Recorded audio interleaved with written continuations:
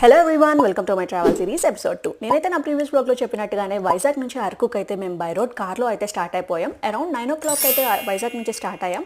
Araku Borra కేవ్స్కి reach అయ్యేసరికి 1 o'clock అయింది. ఇది ఆల్మోస్ట్ 4 hours జర్నీ. ఇక ఎటు చూసిన బ్యాంబూ చికెనే కనపడింది. అది కూడా లంచ్ టైం అవడంతో మేమైతే 2 ఆర్డర్ చేసేసాము. టేస్ట్ అయితే సూపర్గా ఉంది, కానీ కొంచెం ఎక్స్పెన్సివ్ అనిపించింది. 1500 దాకా అయితే తీసుకున్నారు, బట్ టేస్ట్ వైజ్ వర్తీ.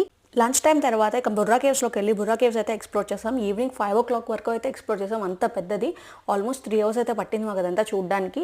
కానీ బాగా మెయింటైన్ చేసింది గవర్నమెంట్ అయితే. ఇక్కడ నుంచి రిసార్ట్కి అయితే స్టార్ట్ అయిపోయాము. రిసార్ట్కి రీచ్ అయ్యేసరికి మాకు 7 o'clock అయితే అయింది. ఇక దగ్గరలోనే ఉన్న రెస్టారెంట్కి వెళ్ళి డిన్నర్ అయితే చేసేసాము. ఈ డే 2 క్యాంప్ ఫైర్తో అయితే ఎండ్ చేసాము. అండ్ అలాగే నా previous Vizag blog day 1 blog చూడకపోతే చూసేయండి. If you like my content, please like, share and subscribe.